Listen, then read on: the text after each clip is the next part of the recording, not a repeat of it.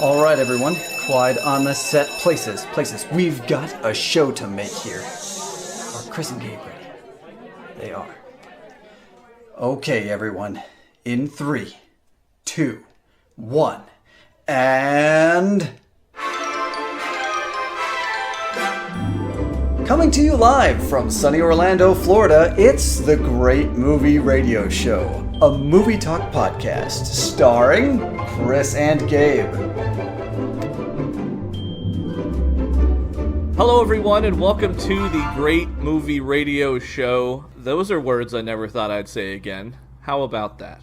With me, as previously with me before, is our wonderful co-host, the Thelma to my Louise, all those other stereotypical things I could say right now. Gabe's back too. What's up, buddy? The Back to the Future 3 to your Back to the Future 1 and 2. I told you. I do it. I told you I do it. Already. Nice. No, Nicely done. This is so wild to be back.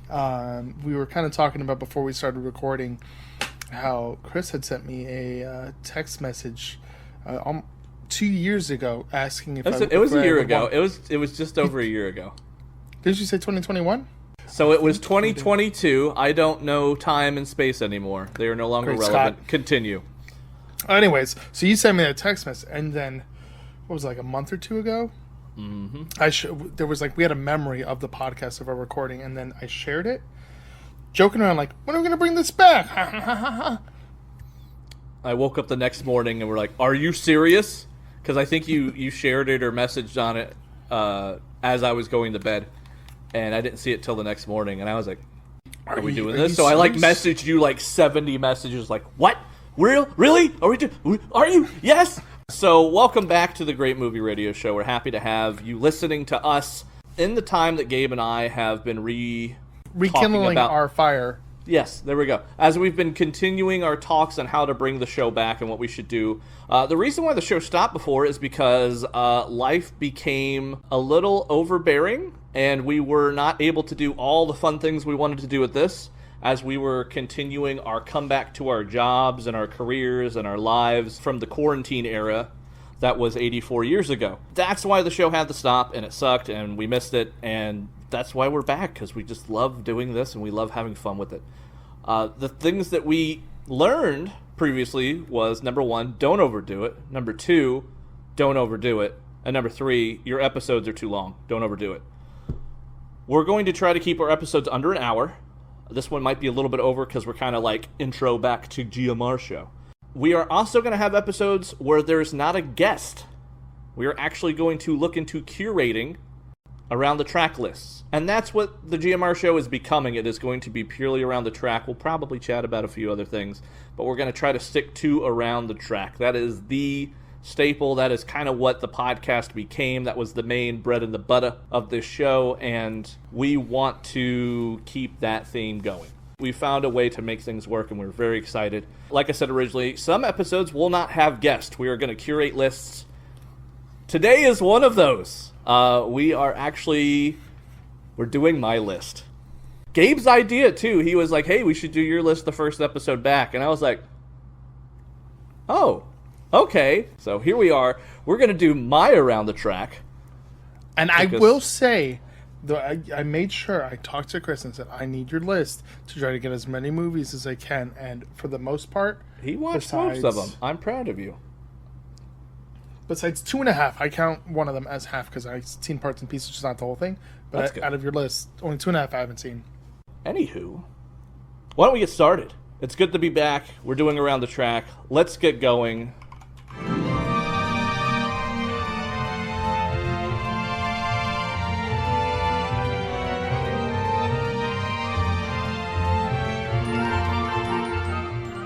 It's weird because usually we'd have a guest doing this, and I'm kind of like, where do we go from here? We're doing. Where do we go?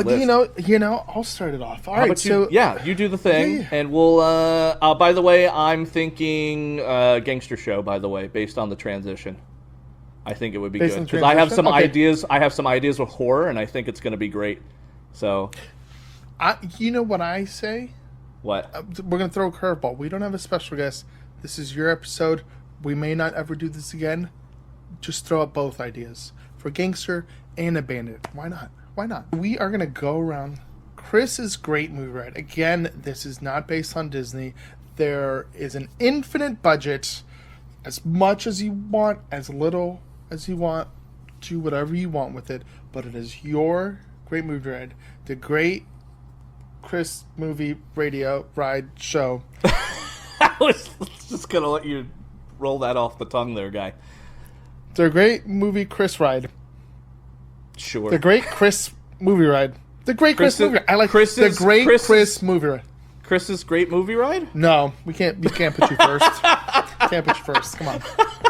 But you call me Great Chris. The Great Chris movie ride.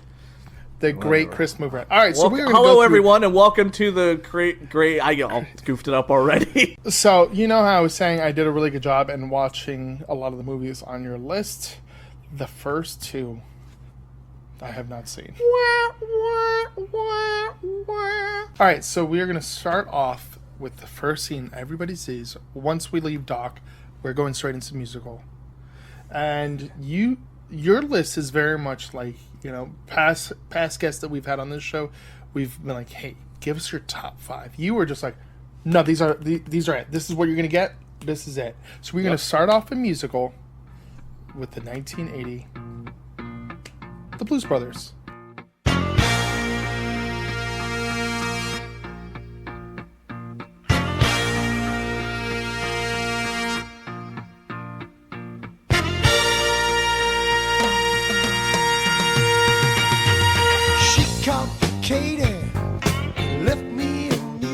Yes. Now, I haven't seen it, but I get a pass because every now and then I get to work alongside the Blues Brothers. I was going to ask if you get to watch the show at work, but even better, you get to actually work with them, so that's good. Yeah, I get so to work with them, and I'll go, yeah. They shake my tail feather every now and then. And then I'll go out and watch the show, and it's a fun little show. And it's if you haven't seen it, it's really cool because they have like 3 different variations of the show, so you can see the show 3 times and see you get like different songs. So it's a lot of fun. But let's talk about you. Let's not talk about the theme parks anymore. Let's talk about you. Why? What made this your number 1 favorite musical? So I grew up loving classic Saturday Night Live. I loved the movies that came from them. And I was a huge fan of Three Amigos. That almost made it into my Western or comedy, but it was tough. But Blues Brothers, I was like, this movie fits perfectly. And I just love everything about it. Dan Aykroyd, Belushi, they're just fantastic together. This is like one of the best comedy musicals ever made, in my opinion. And I absolutely adore it. You've got Aretha Franklin.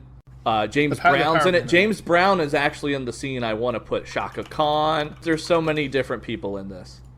Some of the best music in the movie are these musicians coming in and having scenes with the brothers. The first one, and this is like kind of like part of what I would put in. There's a couple little things I want to put into this musical thing. The first one would be Jake and Elwood, which John Belushi's character is Jake. He is released from prison, which you find out later in the movie why he went to prison. And his brother Elwood comes to pick him up, and they had a band together, and they have to raise money for this orphanage, this church, and they have to raise $5,000. So they're trying to figure out what to do. And they end up going to this church, and there is James Brown and this awesome gospel choir just going to town with music, and the Blues Brothers are standing there in the back, and this light comes through the church and just shines on Jake. And James Brown is like, "Do you see the light?"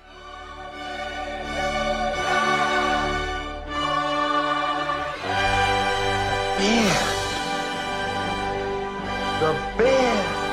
Do you see the light? The band. Do you see the light? What light? Have you seen the light? Yes! Yes! Jesus H. Goddamn Christ! I have seen the light! Jake's like, "I see it!" And he just starts flipping and dancing. Now, my question is this. So, like, the Great Movie Ride we knew, the musical, and it didn't just have one. It had three of them. Now, I am not saying, obviously, we only have one movie. Is that just the one scene people are going to see? Or are you going to have, like, three different... I want the church scene to come in. Because that's where they're like, we have to get the band. We have to rebuild the band. The band is how we raise the $5,000. Later, because even though we're on a mission from God, police chases galore. So they drive through a freaking shopping mall. I think that would be a hilarious thing. But I definitely want to put like a police chase at the end of it because it segues into the next movie. And I think that police... That would be... Segue... You said it, and I was like, that'd be like an interesting transition. Like if they were able to, if this movie didn't have like the essay doors kind of, and it kind of like transition, and you just see like the chase go off, but then you go right and stuff. But I'm surprised, honestly, that you didn't say like, I haven't seen the movie, but I know like the one like famous line, and it's like, they're in the car, and I don't know what part of the movie it is, but I would assume maybe it's after he broke out of. His brother out of jail, but Elwood's like it's 106 miles to Chicago. We got a full tank of glass, half pack of cigarettes, and it's dark. And we're wearing sunglasses. Like he would like round the corner, and that's the first thing you see is just them in the car. There's so many good lines in this movie. Okay. Are you the police? No, ma'am. We're musicians.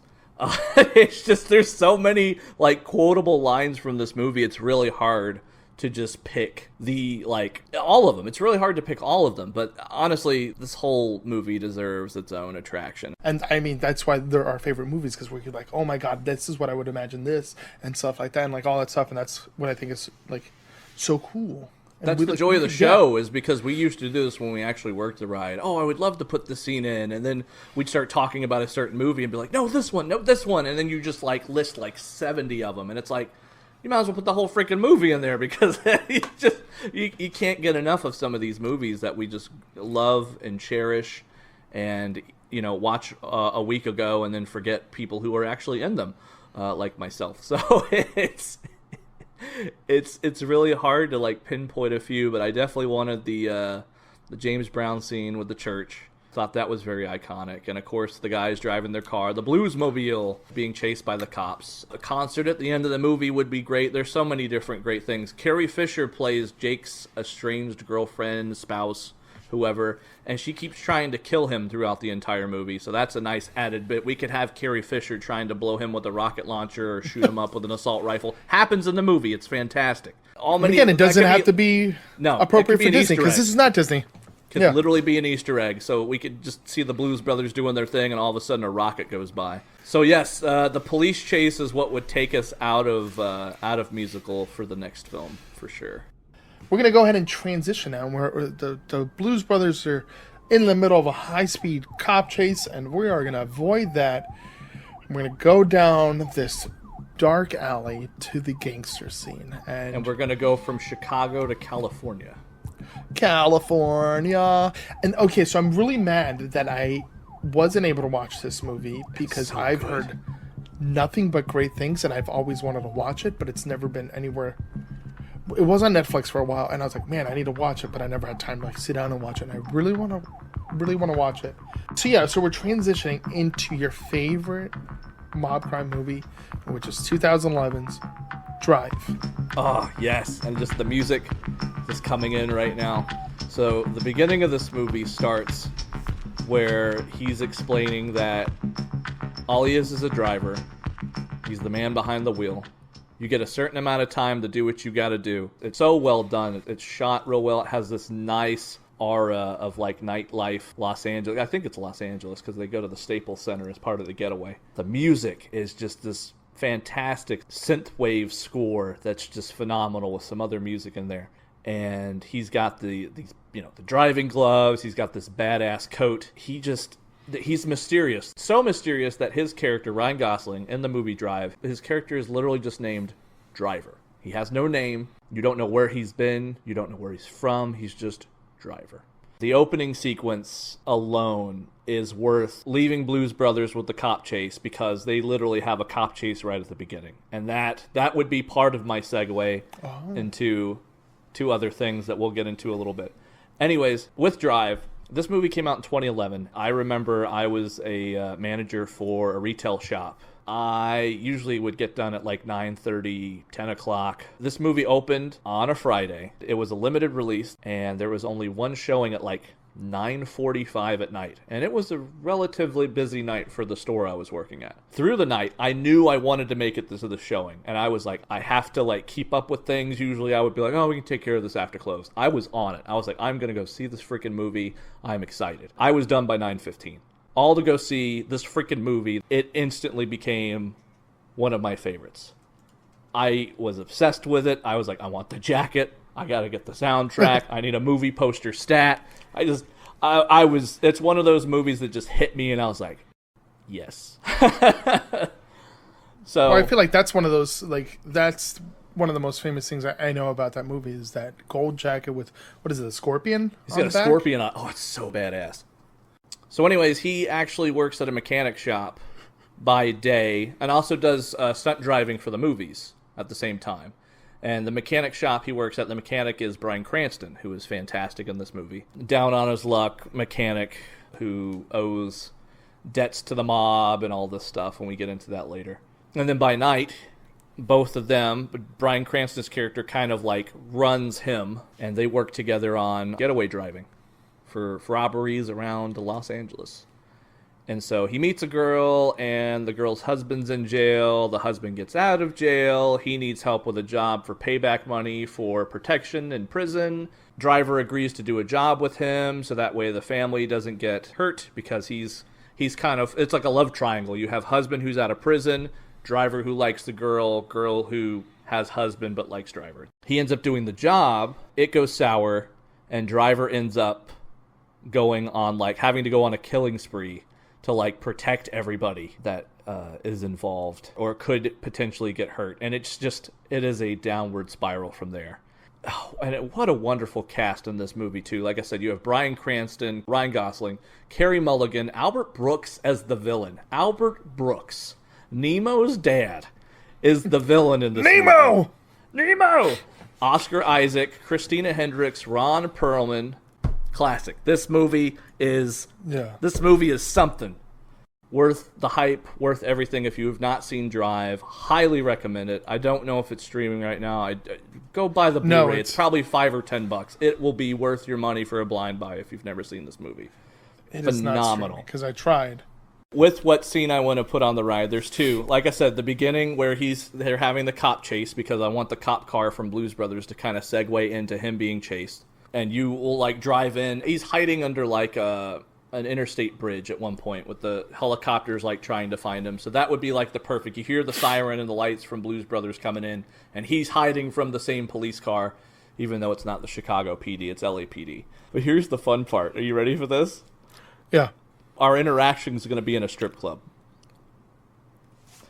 So I'm in. Let's go. So we will keep. Where do I apply? In the film, there is toplessness. However, we will not have that. We'll do some kind of just for the sake of our listeners. Great movie. It's R-rated. Watch it. It's not that. That's just the background here. The main focus is Ryan Gosling is coming into this club looking for Nino, who is in charge of the robbery that went wrong. Are you turning around? I'm turning around. I wanted the topless, but you won't let me have it. It's fine. Okay, we'll have two tracks. One track can go to the toplessness. And after 10 o'clock. After 10 p.m., the ride is 18. PM. After 10 p.m., the ride is 17 Welcome to plus. the Skinamax version. Hello. I don't think we've had nudity on the Great Movie Radio Show, technically, in any of the scenes. But this moment alone, for me, I love the moment that happens. So he's going into this strip club because he's looking for Nino. Or not Nino. Nino's Ron Perlman. Cook works for Nino. He goes in the strip club, and there's this iconic scene where he's walking down the hallway, and you just see the scorpion jacket. And he's got a hammer in his hand. He's got his driving gloves on. So I want, like, Driver to walk out with the coat, with the hammer. And what he does is he bashes Cook's hand on the table in this, dressing room for these strippers. Cook had previously threatened Carey Mulligan's son with a bullet, saying if your dad doesn't pay us back this money, this bullet's going to be yours, as in you're going to be dead. And so Driver is like, I'm going to take vengeance for this family because I love them. He takes Cook and literally like is asking, where's Nino? I need to give this money back. I want out of this. I want this family to be safe. And he like takes the bullet, opens Cook's mouth with a hammer, puts the bullet in, and just holds it there. I pretty much want the car to drive up while he's threatening Cook, and Cook like tells him how to get the Nino. Our ride vehicle is going to be his way to get the Nino. And that's where we would segue into Western. But just that sequence of him coming out and bashing Cook's hand in a strip club. Great movie ride material, folks. Let me tell you. It's... Oh my God. No, it's a fantastic movie. And that sequence alone, because you just see the intensity in Ryan Gosling.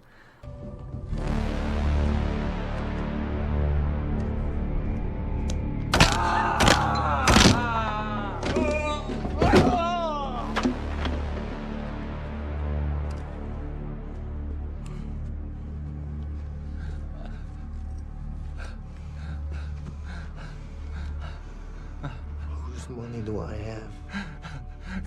Don't worry, they're gonna come get it. No.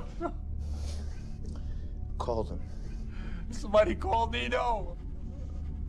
Continuously, it just increases as this movie progresses, and it just gets better and better and better, and you're just like, damn, man. It's so good. I love it. Absolutely love it. I'm like trying to imagine like how we would go from a car chase to inside a strip club and how to make it transition seamlessly. Oh, but would there be strippers that are animatronics? He's No, we'll get live ones. I'm kidding. Yeah, we'd probably have it on your face. I'm in again. Welcome back to the GMR Show, folks. I think we could do red curtains because that's like the hallway. You have the car chase, and then it fades into red curtains, and you're driving into the dressing room of a strip club in the ride vehicle. Sorry, everybody. Sorry, parents. Sorry. Yeah. This is horrible. When we come back, we are going to try to quicken up the pace a little bit here on the Great Movie Radio All right, Western. Show. All right, go. Shut up, you two. You want to blow our cover? Psst. Hey, you. You're listening to the Great Movie Radio Show starring Chris and Gabe. Don't nobody move until we get back, or else, if you know what I mean.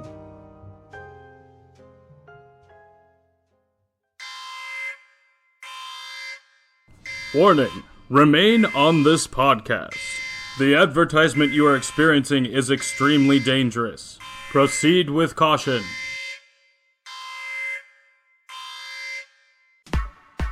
Chris here. The GMR Show is back, and we'd love to have you as a guest. Groovy. If you're a fan of watching and chatting about movies, well, you're in the right place. Excellent! Contact us at thegmrshow@gmail.com, and maybe we'll see you at the movies. Is looking at you, kid.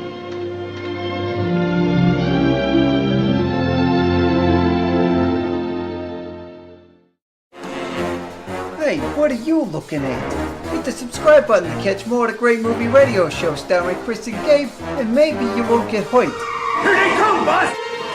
You look at that, a red light. Running a red light's against the law, and I would never break the law. No more red light. Hi, GMR Show listeners. We hope you're enjoying this episode. We're excited to announce that Twitch movie nights are coming back. Yes, they are coming back live on Twitch, where you, the viewers, get to vote on what movie we watch. Come hang out. You just have to have a Twitch account and an Amazon Prime account, and make sure to give us a follow at twitch.tv/The GMR Show. Hope to see you there.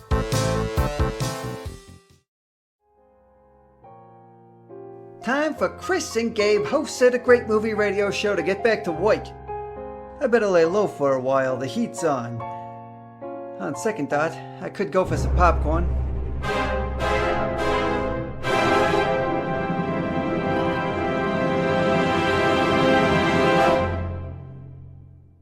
All right, so we are back. We are driving out of our gangster movie, Just Drive. Nice, Which- well done.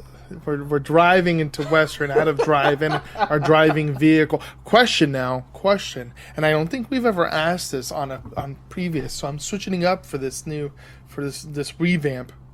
Yeah. What does your vehicle, your ride vehicle, look like? Is it going to be the same vehicle, or are you? Oh, that is a good question, dude. Well done. Yeah. My vehicle is going to look like a vehicle from the next movie we're going to go. When we go into sci-fi, the vehicle, the way it looks, I think it should be different vehicles. I think each vehicle should have a theme based on the movies that are on the ride, but the one we're currently riding, the one that we're on, it's going to look like the sci-fi sequence. So when we go into out of our Western and into sci-fi, the ride vehicle we're on is going to be a perfection. Okay, cool. And you'll see why. Yeah. All right. Awesome. I like that. Yeah, that's. I literally just thought of that on the fly. That was good. I was like, on the Marty McFly, since we're in Western Back to the Future Part 3. Great, Scott. There it is. Okay, so we are now finally hitting our third movie, a movie that I've seen, and looking at it, after watching this, I wouldn't think of it as a Western, but now looking at our list, I'm like, yeah, I would consider that a Western. Ish, it has Western aspects, but Django Unchained, which is a great freaking movie. Top 3 Tarantino movies of all time for me. And Tarantino is also, even though he is a complete egomaniac, he is a genius, and he is my favorite director. Even though he is a complete weirdo, I think that's why I like him, because I'm a weirdo too.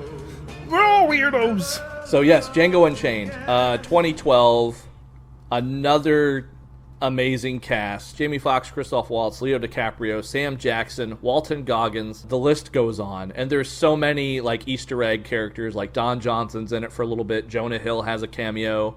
Quentin Tarantino himself, I believe, played 2 characters. One face character and one with the mask on that I didn't know until actually recently. I don't know how I didn't know it. Django Unchained is inspired by an original spaghetti western movie called Django. And the original Django character actually is in the movie as somebody else.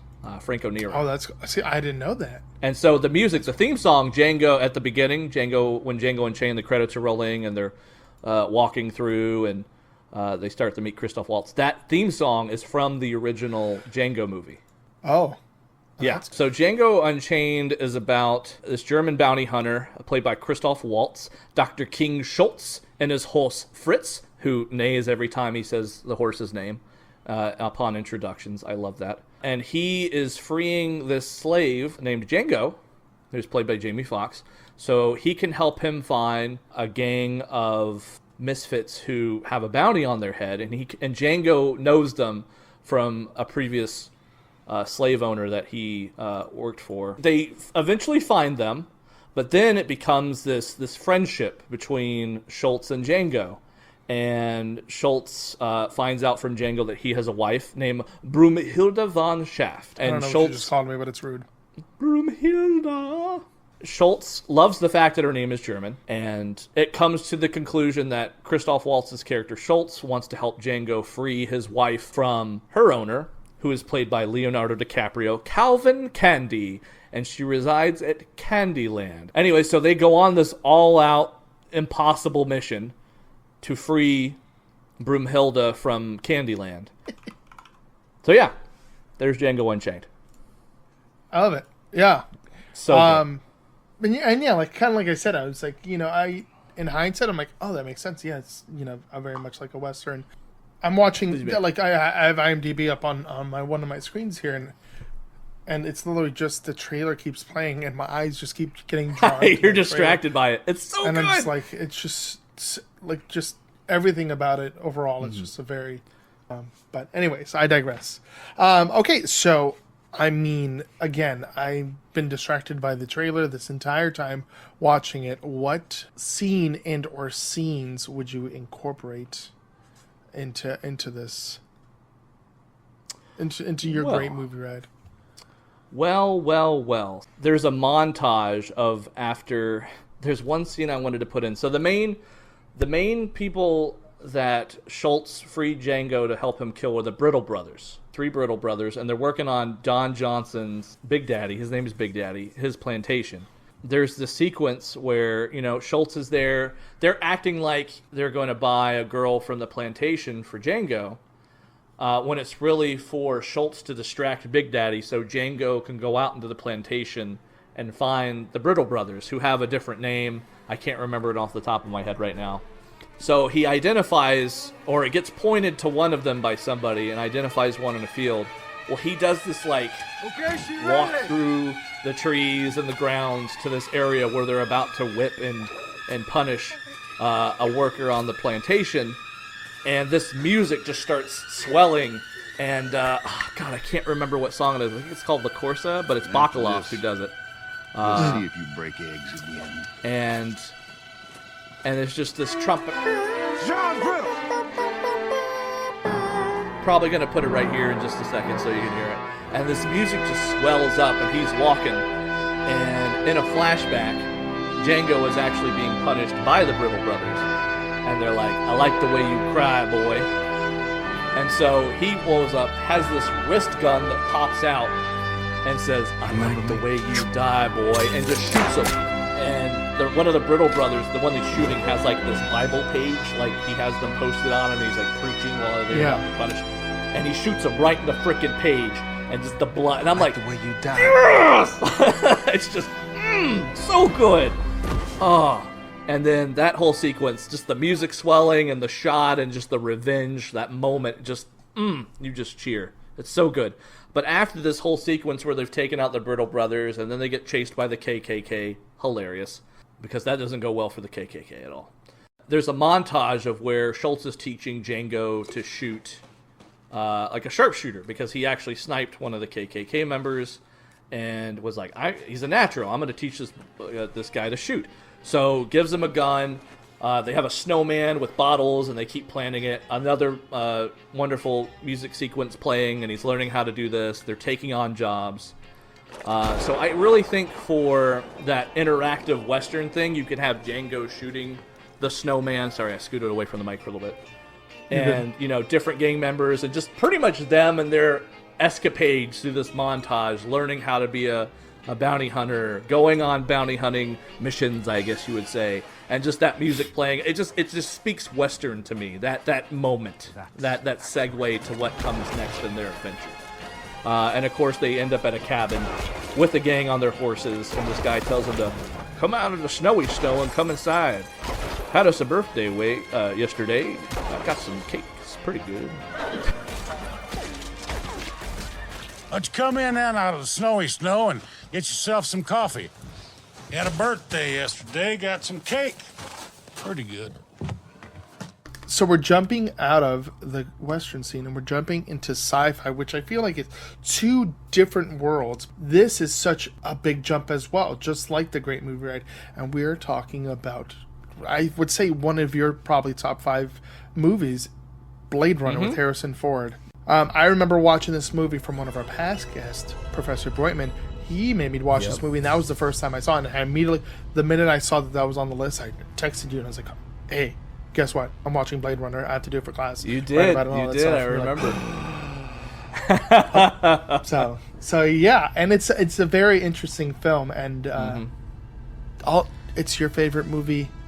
I've watched it twice, and I was still like, I feel like there's still so much that I saw, but also I was like, I feel like I'm missing so much more to it. Like there's so much more depth and so much more meaning, and it's such a deep film. I would say it's probably it does that. It does that. So funny thing, the first time I saw it as a teenager, I thought it was boring as hell. I was like, everyone says this movie is so good, and I'm just bored. I mean, it looks cool. That was literally my take on Blade Runner. And then as I grew up, I was like, I'll give it another shot. And I sat there and I watched it. And I was older. I wouldn't call myself wiser, but, I knew, some better movies. I watched it, and I was like, this is incredible. And I still don't understand everything, but this is incredible. Now, what probably didn't help as well is that there are 5 versions of this film. 5 of them. There is a theatrical release that didn't do well. There was an international release, 2 other ones that I can't remember all the versions of. And then what Ridley Scott did is called the Final Cut. The Final Cut is the definitive. This is the movie Ridley Scott wanted to make originally, and the studio said people wouldn't understand it in 1982. And that is the version that the sequel, Blade Runner 2049, plays off of, is the final cut. Gorgeous film. The music by Vangelis just takes you into this noir metropolis of Los Angeles, and Drive in 2011, and how we are in the future, Blade Runner in 2019 technically, and flying cars, which our ride vehicle, you asked me what would it look like. It would look like one of the flying cars in Blade Runner, so we could fly in to this world of noir Los Angeles in the futuristic noir Los Angeles. But the story of Blade Runner follows Deckard. There are these androids called replicants, and this movie was based on a book by Philip K. Dick, Do Androids Dream of Electric Sheep? And I've read the book, or I did an audio book of it. And the book really emphasizes the status of your, where you are in society is based on what kind of animal you have, whether it's electric or real. If you can afford a real one, you are rich. If you can only afford an electric one, you're doing okay, but you're not rich. And they really talked about in the book. And there's some little subtle things about it in the movie, but the movie really follows more the replicants and figuring out if the main character, the Blade Runner, Deckard, if he's human or not. That's been a question for everybody forever. Is Deckard really a human, or is he a replicant who is sent to kill other replicants? Which that whole emphasis went on to the sequel. That's literally the movie, and it's it's almost 2 hours, and you're literally just going and finding these 4 replicants. They want life, they want what it is to be human, and the whole movie is a question of humanity. Am I human? It's a fantastic film. Harrison Ford, Rutger Hauer has one of the best monologues. Joe Turkel plays the creator of the androids. His name is just Tyrell, but the Tyrell Corporation. Joe Turkel will actually be in another scene in 2 movies from now on our ride. And the wonderful, fantastic James Hong, who I love with a passion. He has been in movies as Big Trouble in Little China. He was just in Everything Everywhere All at Once. I love James Hong. He is phenomenal. He is in this movie as well. But it's a great film. The book is very intriguing. If you read books or do audiobooks, I highly recommend Do Androids Dream of Electric Sheep. Yeah, and I just like Django, I think this is beautifully shot, but in like a different way, and like the dark and grittiness and the angles and the lighting, when he's doing the interview of I can't remember her name, but like that first interview where he's sitting there and the shades come down and you just see Rachel, yeah, and it's just those shots there. Well, there was a lot of stuff that I was very confused, especially the first time I watched it, because I was watching that, and I was I had to watch that and another movie, like this German movie from the 1920s, and compare the two. Metropolis, so I was like, probably. Yeah, Metropolis. That's what it was. I haven't seen that in a long time, but yeah, it's very. I think, and I know Blade Runner, the look and style of Los Angeles was heavily inspired by Metropolis. That's probably why there was comparisons.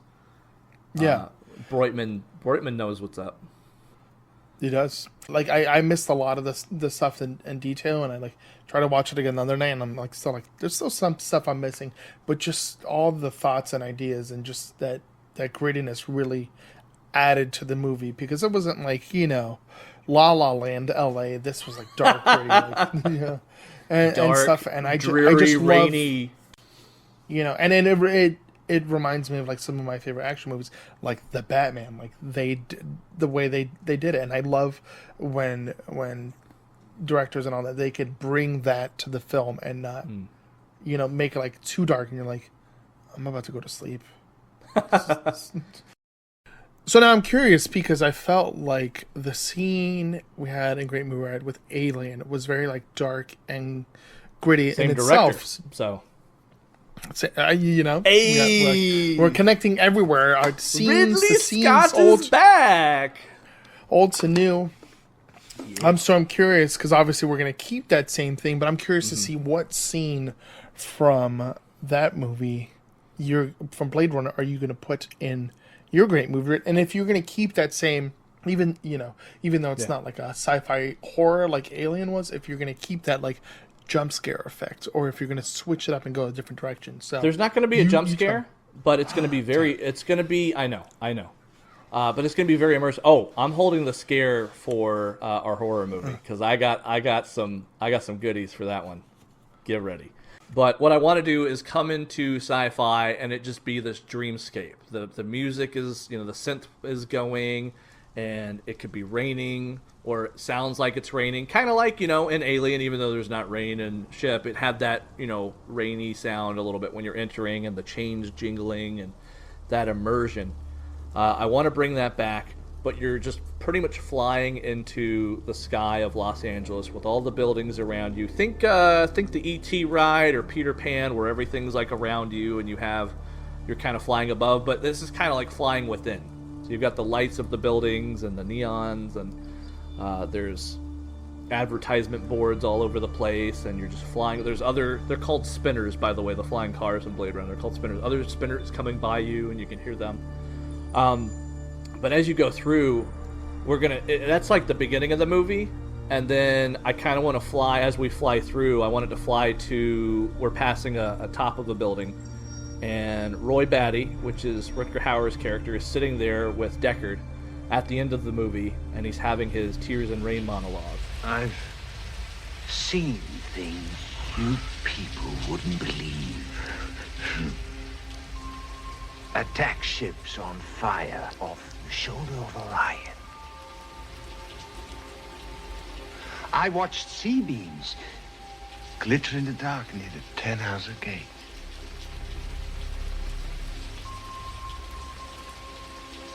All those moments will be lost in time, like tears in rain. Time to die. And as we fly by, and he says his monologue, I've seen things you people wouldn't believe. I won't do the whole thing. Thank you. You're welcome. But as he dies, a dove flies away, and so we'll have a little animatronic dove, like, and that would be Blade Runner. I think that would be really cool, really immersive, just all the sounds, and then that just iconic sequence in the rain, and the lights, and Batty and Deckard. I just think it would be, beautiful. I love it's that your movie. ride. Okay, so now we're really gonna leave the the strip clubs, the slavery, that was the 3 dark movies and ago. gritty Yeah. of sci-fi, and jump and completely flip it and kind of bring us back to like the beginning of that positive and upbeat vibe. But now we're going to action adventure, and we're going for a superhero, flying through the air, man in metal, not The Iron Man. that you said was the Wish version of Iron Man, as a joke, at least, thankfully. I thought you were serious when you said it. So we are going to be talking about The Rocketeer. Yes! My favorite movie of all time. I wanted to do something different. Not a lot of people talk about The Rocketeer, unless you've talked to me a lot, and I talk about it constantly. I love this movie with every fiber of my being. It's so good. It was a very just like upbeat and just like fun movie, and it wasn't like a Marvel movie where it was like very much like crazy action packed and like all this stuff, but it just had like a fun, playful story with a hero and a backstory, and just like a small little airplane pilot, and it just goes wrong, and then just stumbles upon this rocket and becomes this big hero, and it's about love, and it was just like a really fun film that reminded me of Iron Man. all of that reminded me of Iron Man. So the comics for The Rocketeer were written a while ago. Dave Stevens, may he rest in peace. Phenomenal artist, phenomenal illustrator and writer, and everything. He created this character for the comics, and what's funny is in the comics, 2 things before the movie. The jetpack that he wears is actually a single-cylinder jetpack, and then his girlfriend was supposed to be inspired by, or is, Betty Page. And so when Disney gained the film rights, they were like, Betty Page is a little too much for our Disney movie, but they replaced her with Jenny, played by the lovely Jennifer Connelly. Of course, you have the Rocketeer, Cliff Secord, played by Billy Campbell. So yes, Betty Page became Jenny, And then while they were making the movie, they actually had a version of the jetpack that was a single cylinder, but it was too much on the back, and it didn't work well with like movement shots and what they were trying to accomplish. You know, because the Rocketeer had this iconic look, you know, pulp comic hero. They contracted an engineer who's actually local to Orlando, I believe, and created the dual cylinder pack that you see in the film. And Joe Johnston, who directed it, actually worked on Indiana Jones, Star Wars. He's the guy who created the Millennium Falcon. And went on to direct movies such as Jumanji and the first Captain America. But yes, favorite movie of all time. I could ramble on about it. This jetpack, created by Howard Hughes, is stolen. You mean Howard Stark? This jetpack created by Howard Hughes. I hate you so. Are you just going to continue to? Yeah, and I think it's great that Iron Man. Yeah, I think it's kind of messed up. You know that Iron Man grew up. Landed from this planet and falls in love with Peggy Carter, and has a jetpack created by his dad, Howard Stark. He lands in the town of Smallville, right? Iron Man is rich. Rocketeer's not. That's why he's the Wish version. Just shut up. I hate you so much right now. All right, so the mob is trying to take the rocket pack. There's a Nazi hidden amongst the Hollywood elite, and they're trying to get it for him, and it falls into the hands of this pilot, Cliff Secord, and his mechanic friend Peavy, who is played by Alan Arkin. I love Alan Arkin. They ended up having the pack. You know, the mob's trying to find it. The FBI is trying to find it. I love everything about it. I have a whole shelf at home dedicated to... I have a helmet, the jetpack, toys, cups, games, figurines. I love this movie. And it was, like I said, a big part of my childhood. And the adventure that it showed me cinema could bring to a little kid's heart when, 6 years old. It was phenomenal. Yeah. This is definitely, I could tell by like the way you talk about it, even though you got like fumbled about it, that it's like just one of those movies that you called it the Wish Iron Man. I was just like, I don't know what to say anymore. And like I said, it was just a very fun, like, I could tell it was very Disney, I would say. Like I was like, I knew it was based off a comic, and I was like, I have a feeling that the comic's not really like this at all. Or it has similarities, but it was tweaked for Disney and stuff. And 3 words I describe it to people. If you enjoy classic Disney cheese, this movie is good for you. Classic Disney cheese. But it's so spirited and big-hearted and adventurous. It's an underrated gem. It's on Disney Plus, by the way. Go on there, watch this movie, enjoy it. It holds up, too. I watched it yesterday. I rewatched it yesterday. So I could figure out what scene out of all the wonderful scenes in this movie I wanted to put in to our ride. That sounds like the perfect segue into what I was going to ask you next. What scene from that movie are you going to add into your great movie ride? There's this sequence where it's kind of like the first time we get to see Cliff as the Rocketeer. Peavy constructed the helmet for him, and he has a flight jacket that he's had already. And, the jetpack that they've acquired, Peavy's helmet that he's made, and his already pilot outfit kind of come together and create the Rocketeer. And there's a situation at this air show to where one of their friends is flying a plane to kind of help them with some debt. And there's like a situation with the flight, and there's some trouble. So he is trying to fly up and help with that situation. And he's pretty much he walks out of this like hangar and is asking Peavy, "How do I look?" And Peavy, Alan Arkin, "What are you doing? Doesn't look like I'm doing. Come on, give me a hand." No, Cliff, no, for God's sake, we haven't tested enough. Look what you did to Lucky Lindy. Cut it out, cut it out. I'm scared enough as it is. Okay, listen. I reworked the throttle, so just squeeze her like a gas pedal. And if you want to stop, mash down hard and then let go. Okay. Anything else? Yeah. A little luck.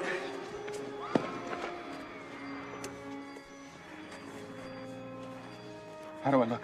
Like a hood ornament.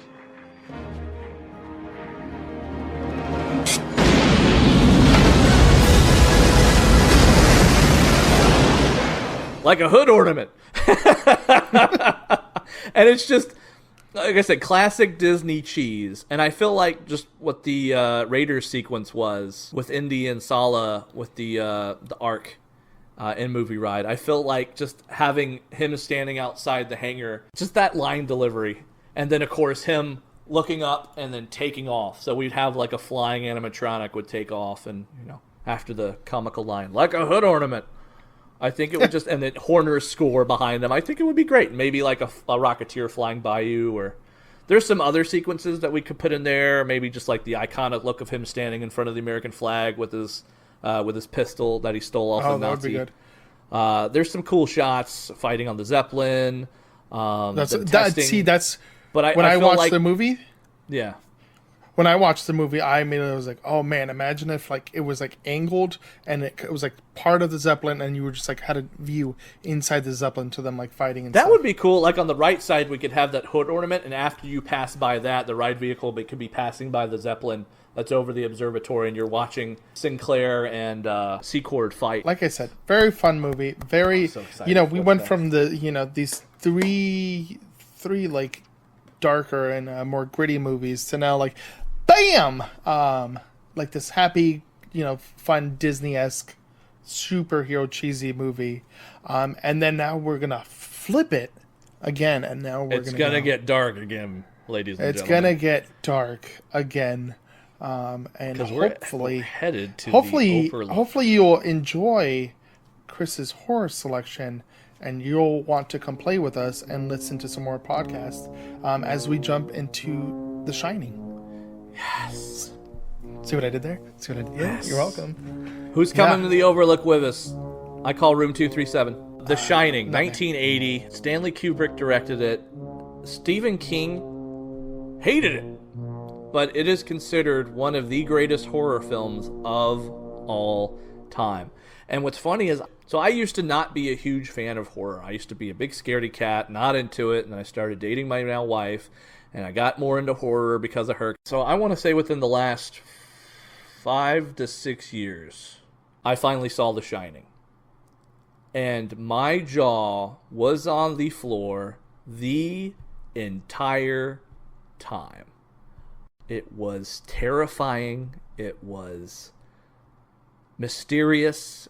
And it was one of those movies that just brought you into this world, and you just felt the cabin fever that they feel at the hotel when they're watching it over the winter. And that's you've seen The Shining, yes?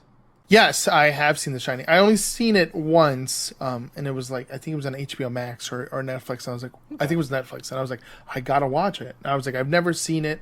It was a very suspenseful movie, but I wasn't like scared during it. I was like very just intrigued by a lot of it and stuff, and it was a very interesting like psychological like horror movie, I would say.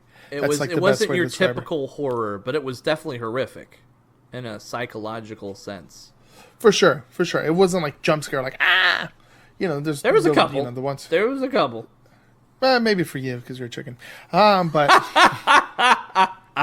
for me I was like, oh yeah, okay, cool. But yeah, just like, it was a really fun psychological horror film. And, I think this ends up on a lot of people's lists of like favorite horror movies. Oh, yeah.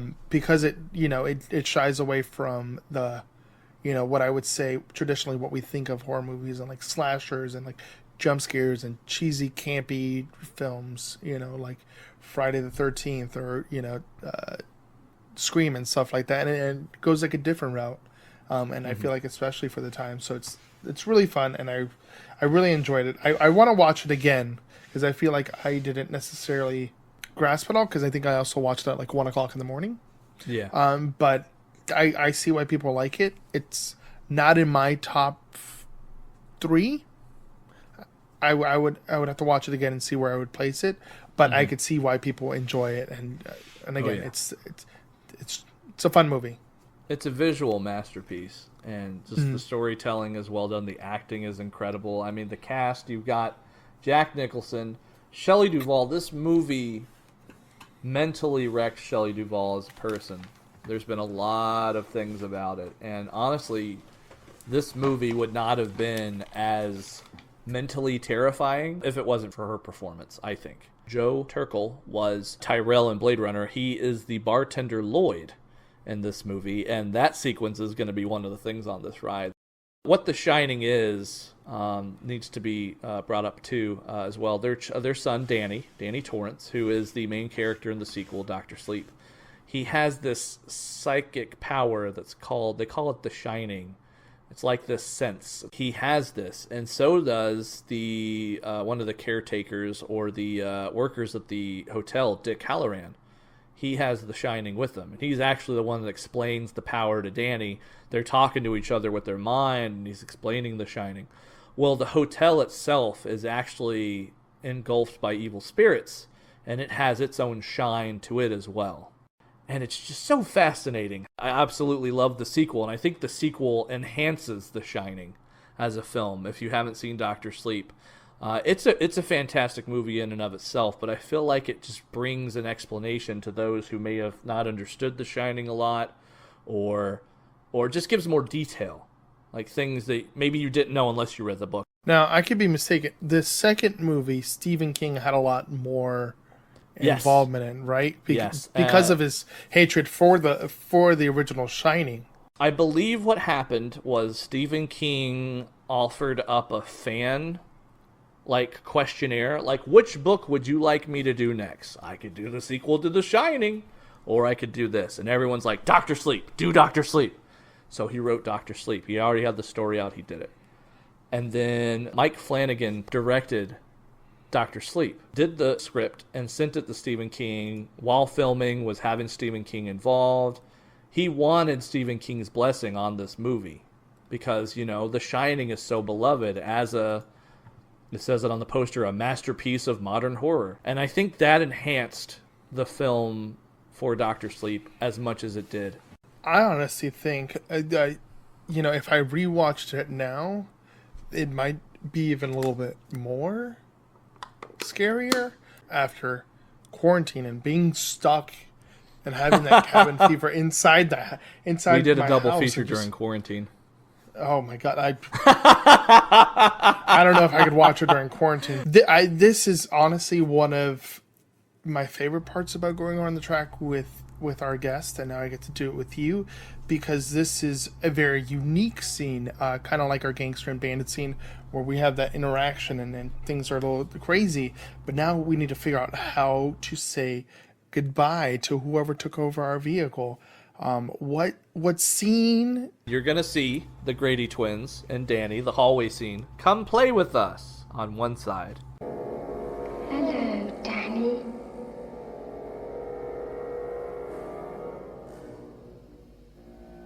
Come and play with us. And then on the left, you're going to have Jack sitting at the bar, talking to the bartender, Joe Turkel. A little slow tonight, isn't it?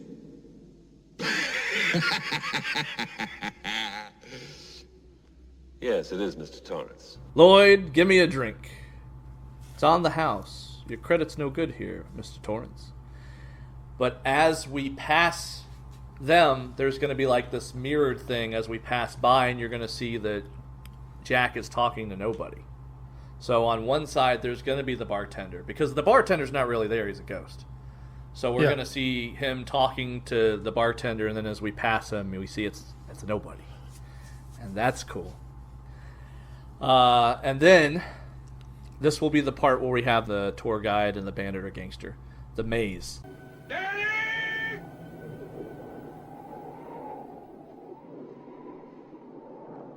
Danny! Danny!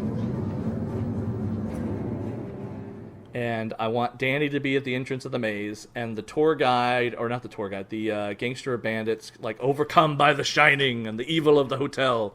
And there's an axe right there, plastic. Or we could be real, we could make this dangerous and get sued. Danny! And they pretty much, become Jack and chase Danny into the maze entrance. And then, a couple of seconds later, the tour guide returns, dressed as Danny. So I guess we're hiring a child actor, or it could be an animatronic. I don't know. Let's do an animatronic. A child actor, That would be funny. We can't have the ride open past like 8 o'clock on a school night. So yeah, we'll do an animatronic child being chased by bandit or gangster with an axe, and then out comes the tour guide. Ta-da! And everyone claps, and then blood rains on them. Not really. I wanted to do the elevator blood sequence leaving this area, but you did bring up a good point that the iconic "Here's Johnny" sequence would be a good way to exit this area, and I want to stick to that. Even though I want to drench everyone in blood, ponchos would have to be handed out at the beginning of the ride. The elevator opens and blood, everyone just gets covered in juice. Here's Johnny! Fantastic. And you can see, even though it's like in the bathroom, you could see like red rum on the door or something. I don't know. We'd find a way to be able to blend it together and make it work. I really think. Yeah. And, you know, I think with the next movie, as we jump into drama, the next movie we're going to talk about, of blood. I think there's plenty of blood and plenty of ways that we could take what you wanted with that elevator and replace with Johnny to add here. And then maybe we could get them with some blood here. So your drama film is Inglourious Basterds. Now, yes, Drive and Blues Brothers, I haven't seen at all. This movie, I haven't seen it in its entirety. I've only seen parts and pieces of it. But I really want to watch it because just like Drive, everybody talks about it. Everybody talks about how great of a movie is, and then they start quoting and all this stuff, and I get very lost and very confused. So, but this is your movie, right? This is your movie. It's not my movie. Oh, it's a phenomenal film. But it takes place in an alternate history, Nazi-occupied France during World War II, and it starts off with Christoph Waltz's character, Colonel Hans Landa, and he's hunting this family of Jewish people through France, and it's taken him to the home of farmer La Petite. And so that kind of strikes the movie off. And then we meet the bastards. Lieutenant Aldo Rain, played by Brad Pitt. He's phenomenal in this movie. You've got other characters played by Eli Roth, Sergeant Donnie Donowitz. Till Schweiger is Sergeant Hugo Stiglitz. And they all have these like backstories to them. Even BJ Novak from The Office and the synthwave artist Omar Doom, they also play a few of these Jewish U.S. soldiers that make up the Bastards. And so their job with Lieutenant Aldo Rain is to scalp Nazis. That's how Rain says it. I want my scalps. 100 scalps. Nazi scalps. They pretty much go on this Nazi killing spree adventure through France, trying to kill Germans, and that's that part. And then you have another intertwining sequence with Shoshana, who is one of the family members who escapes the intro situation, and she gets tied up with Frederick Zoller, who is played by Daniel Bruhl, who is in the Marvel MCU as Zemo, Helmut Zemo. Zemo! And he's a German war hero, and he wants his movie showing him snipe thousands of soldiers to be a war hero to be played at her movie theater. And so it brings up all these intertwining things that she's trying to escape the Germans, and here's the Germans wanting to show off their movie at her theater, and chaos ensues with the bastards and her situation intertwining, and all the situations to lead up to that moment where ultimately her theater gets blown up to kill a bunch of Germans. Hitler's dead. They shoot Hitler and then the theater blows up. So it's funny because his face, they're shooting him with these assault weapons. His face looks like this rubber mask that's just getting shot to bits, and I laugh every time I see it because it just looks ridiculous in the best way Tarantino can do it. Because Tarantino is hilarious like that. He's always over the top with his movies. Again, it's just one of those movies I really want to sit down and watch, and I'll get that code, and then I'll watch it, and then I'm like, oh, I know exactly every part that you were talking about during this clip here. But now I'm just curious: what are you going to put on the ride? What are you going to? Is this your redemption for the blood from The Shining that you missed out on? Are you going to just make it rain red dye? Lieutenant Aldo Rain. Waka waka. Gorlami. I would definitely put the sequence with the bar. There's a bar sequence to where U.S. soldiers are trying to infiltrate, and they're trying to pose as German soldiers to get into this event. It gets screwed up royally, and there's this big shootout over a card game at this pub. There's only one thing left for you to do. And what would that be? Stiglitz. See how feed us into your Nazi boss. That would be a nice way to start it off. And then we could go into this romance sequence kind of romantic to the German character, but not to Shoshana, where Frederick Zoller, they're at the theater, and he's trying to profess his love for her, or convince her that he's good for her, and she's pretty much like, I'm going to blow up my movie theater full of Germans, and you're going to die. And so they both shoot each other in the booth. And so that's pretty great. I think a segue into the movie theater about to blow up and Hitler and all the Germans getting shot to pieces before the theater explodes would be phenomenal. That'd be a nice moment of cinema when we have her face telling the Germans that they're all going to die. Who wants to send a message to Germany? I have a message for Germany. That you are all going to die. I guess at the end we have to have Christoph Waltz. Ooh, that's a bingo. We have to have Christoph Waltz. Hans Landa pretty much surrendering to the U.S. and doing his "that's a bingo" moment. And see, I think, you know, that's a great way to get the blood and guts and people not get upset. Like, well, there's blood and guts, but little bit of action, lot of violence, little bit of one-sided romance, some drama. But they killed some humor. We got blood, but a little bit of everything. They killed Hitler. All right, so we're gonna jump into we're gonna go from animated Hitler being killed to a more lighthearted. You know, but we did that with Drive, into Django, into Blade Runner, into The Rocketeer, into Shining, into Glorious Bastards. Now we're back again. That's funny. You know, I bring you into the darkness, and I bring you back up, and then I take you back into the darkness, and then I bring. That's just how this goes, man.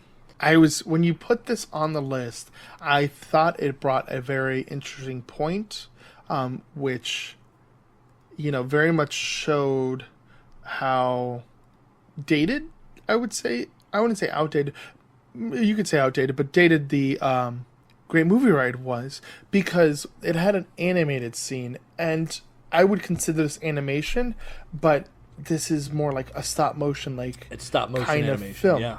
And you know, obviously when the Great Movie Ride started, that wasn't really so much, like, that wasn't a thing, and that became more popular.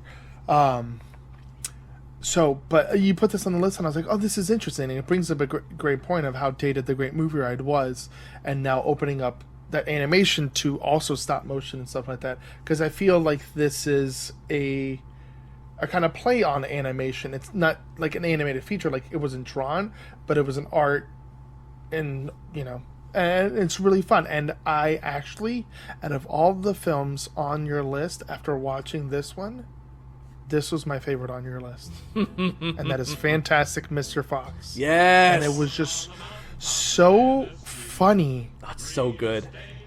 George Clooney as Mr. Fox. And, oh my Phenomenal. God, George Clooney, Meryl Streep, Bill Murray, Jason Schwartzman, Michael Gambon, Willem Dafoe, Owen Wilson. What a star. Like, it's just such a good cast and such a good, fun film. Like, it was, you know, like when I watched the other films, there'd be times where I like go in and out and stuff like that. I was locked in and stuff. And I, you know, there'd be times in some of the other films where I was like the possum, and I had the little swirly eyes. I'm like, yeah, every time he kind of like, Fox is talking to like, him and he just zones out. Yeah. And then Fox does it later. He zones out once, like, near the end, and you're like, he did the thing. That's so funny. But it was like very fun, and I like the like story between the cousins and like the backstory of the husband and wife and him, and it was like a fun, like, children's version of Ocean's 11, and maybe a lot of my mindset with that was because it's George Clooney, but it was just like it was such a fun film. And just when I thought it was about to end, I was like, oh, it's about to end. Then it kept going, and I'm like, oh my God, it's still going. Oh my God, this is so great. And, you know, and all that. And it was just a fun and cool movie. And I was like literally sitting here as you're talking about Glorious Bastards, the trailer played, and then it starts cutting to them like doing the stop motion and all that stuff, which I think is like so fascinating. Oh my! And then I just saw the scene where they're like hissing at each other. Him and the Badger. Are you cussing in the at office. me? The cuss you are. But I think just that might be like one of the parts I put in the ride. By the way, I love that part. it was just the comedic timing of the bit, like when his wife makes him the was it pancakes or French toast or something like that, and he's like, oh yeah, and he's like, oh, thank you so much, honey, and then all of a sudden just and you're like, it just like throw, because you're like, oh, they're animals, but it's stop motion, they're supposed to be human-esque, but then you see that throughout the film you see that glimpse of that they're animals and stuff, and then you see like actual humans later on. So well and it's so good and such a great film. And yeah, oh man, yeah, I love it. But it's your movie. You just went on a tangent there, man. I think you pretty much directed by Wes Anderson. Came out in 2009. I was a big fan of Royal Tenenbaums, Life Aquatic with Steve Zissou, and then Wes Anderson comes out with a stop motion animated movie. Complete first for him. But this is a book written by Roald Dahl, who did James and the Giant Peach. I believe he did Charlie and the Chocolate Factory also. It's this fox who can't resist. He used to steal, like, chickens and hens with his wife, and they get caught, and she's pregnant, and she's like, you have to give up this life of crime.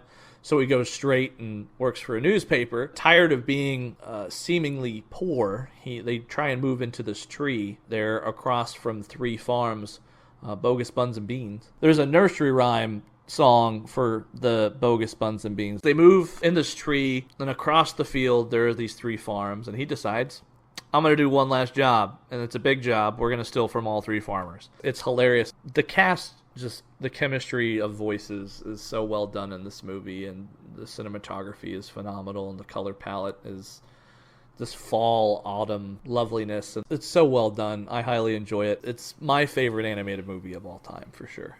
I think I would say it's, in the top 50 of like greatest films overall, not even just in the animated genre. Wow, just top 50, huh? Yeah, I would say I think it's so well written, and it's such a fun story, and it's a fun, unique twist on like the whole heist movie, like a very fun twist on a heist movie and stuff. And again, it plays on that, they're acting like humans, they have those human features, they have a job, and they wear clothes and all that stuff, but then you get those snippets of them. But they're animals, and you get snippets, and they're like, oh, that's right. Yep. He's a fox, he's a badger. For sure. He's a possum and stuff like that. So I think it's just really fun, really well written, and it's a star-studded cast. Highly agreed. Okay, so now I'm very curious of what scene or scenes you would put on the Great Movie Ride from this film. And I'm curious to see, would it be like the old Great Movie Ride where you just see it on the screen? Or is it actually going to be like a claymation set that you go into? There'll be some like miniature animatronics. I think what we would do is we would come into it, and on the right of us would be Fox's tree, and then on the left would be the 3 farms. Which is funny because I can't remember if the train was on the other side of the farms or in between them. There was like a division there, but there's this like train that would speed by. And so like our ride vehicle could essentially be that train coming through, but a little slower. A lot slower. We'd have the song going, the Bogus Buns and Beans. I think we should ride through. We have the tree, and you hear Fox talking, planning to raid the farms. And then as we continue, there's a sequence throughout the whole movie. His friend Kylie is talking about a wolf, or he'll mention a wolf. He has a phobia of wolves. He's not scared of. That's what he says. I'm not scared of wolves. I just have a phobia of them. And there's this moment where they're driving after they've rescued the nephew, and they're driving on this little tiny motorcycle back to town to get to the rest of the friends and family. And Kylie is like, "Don't look behind you," and they do. And then there's a wolf. Don't turn around. What?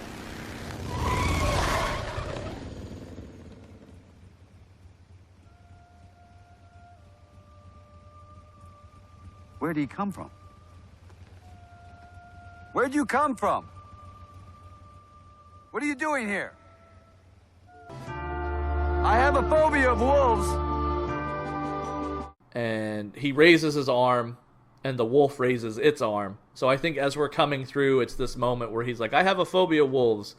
And he raises his arm. Because it's him facing his fears. It's that moment where Fox is like saying, I understand everything. And I think it's like that moment of clarity near the end of the film. I think it's one of the most important sequences in the film is him coming to grips with his phobia of wolves. Not being scared of them, but a phobia. Again, Fun film. Loved it so much. Let's end this. Well, let's do it. We said an hour, and here we are. Now we are going to go ahead and jump into something that Great Movie I didn't really touch on, but if you listen to our previous podcasts, you know that this is something that we decided to add in here just because it is such a fun genre, and the best medicine is laughter, and that's why we're going to talk about comedies. The greater good. The greater good. How can this be for the greater good? The greater good. Sorry. The greater good. You're good. The greater good. Chris, your favorite one is a Simon Pegg, Nick Frost classic. Now that can mean a plethora of movies, but you specifically went with Hot Fuzz. Hot Fuzz. Which, I really enjoy this film. I haven't seen it in years, but I know that I've seen it multiple times, and every time I crack up, and it's just a fun movie. And I think all of their just duo together is like the British Will Ferrell and John C. Reilly. Yeah, that's a good comparison. Even though they made that horrible Sherlock Holmes movie. Besides the laughter that it brings to you and I and so many other people, what about this makes it your favorite comedy? So this was another theater experience for me. Some friends and I'm living in Atlanta, and it gets a limited release in downtown Atlanta, and so we trek from suburban area to downtown and go see this movie. It's an AMC theater, and they used to have this clip at the beginning of the movie where they're about to start and they want you to shut the hell up.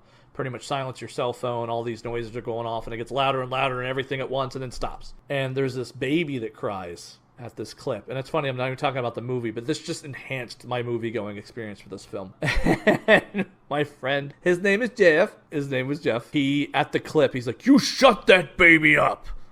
And then as he's saying it, the clip like silences, and so the whole theater just hears, "Shut that baby up!" And we're like, early 20s idiots, and are cracking up hysterically because we're about to watch this ridiculous movie the creator of Shaun of the Dead, Edgar Wright, made. And that was just like, this is going to be good. We knew this was going to be a moment. And so you get into this Simon Pegg, Nick Frost movie. It's about Simon Pegg going from big city policeman. He's too good. And so they kick him out of the city to go work in this countryside police force in the UK. He hates it, and he feels like it's too boring and monotonous. And there ends up being this like mysterious shroud of killings and murders, murder around this perfect village that's won like Village of the Year for like 20 years. And so he and Nick Frost's character, who's the son of the police chief, have to like solve these murders. And it's just so comedic and so funny and so many one-liners. Timothy Dalton, who was the villain in The Rocketeer, makes a return as the grocery store manager.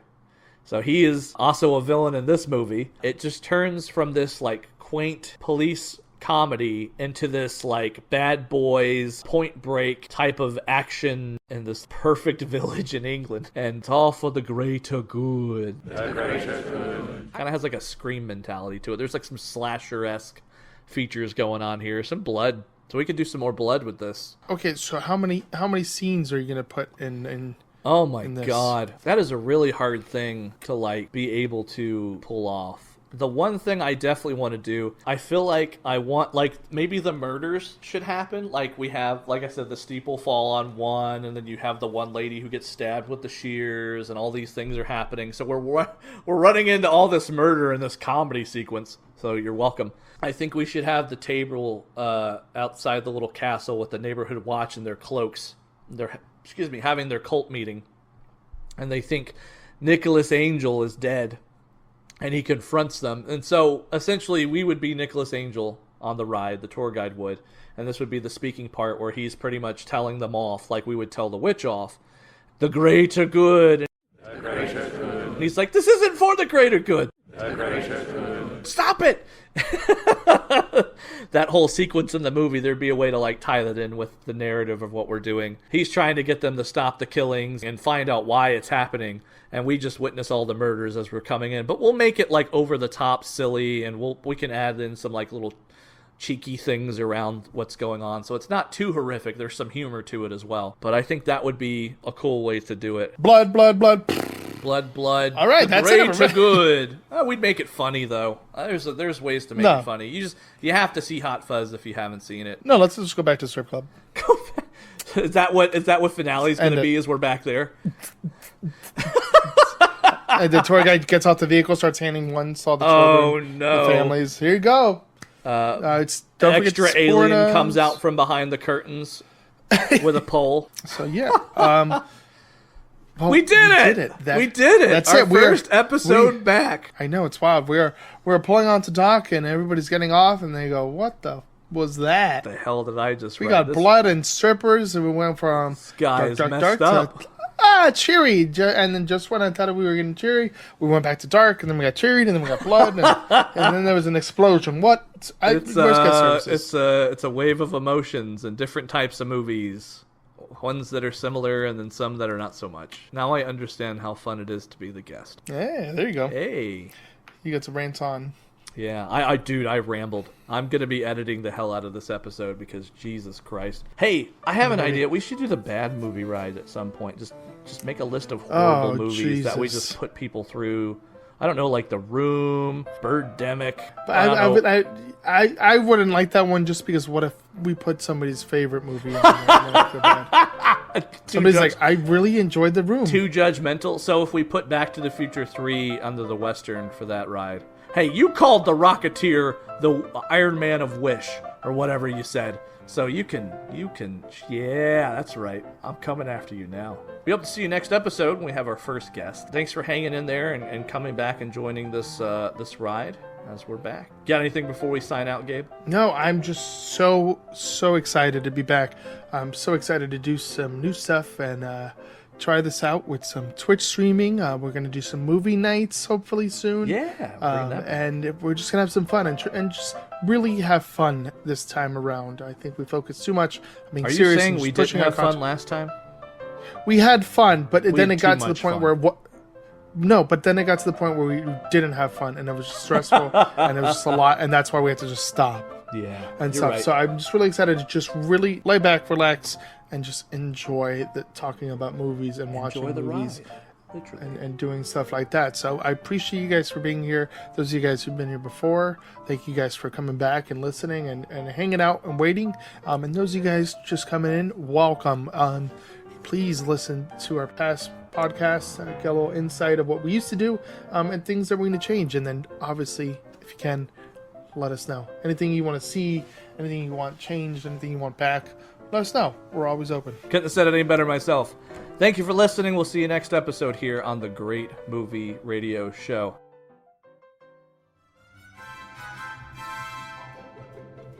You've been listening to the Great Movie Radio Show, a podcast into the movies, hosted by myself, Chris Schneider. And I'm Gabe Padron.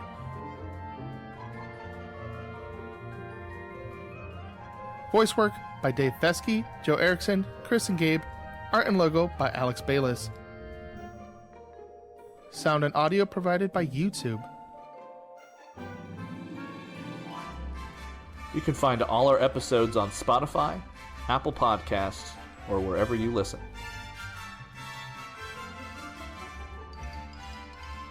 We hope you enjoy your day, and we'll see you at the movies. The stuff dreams are made of. Goodbye, everyone. Goodbye, everyone. The greater good.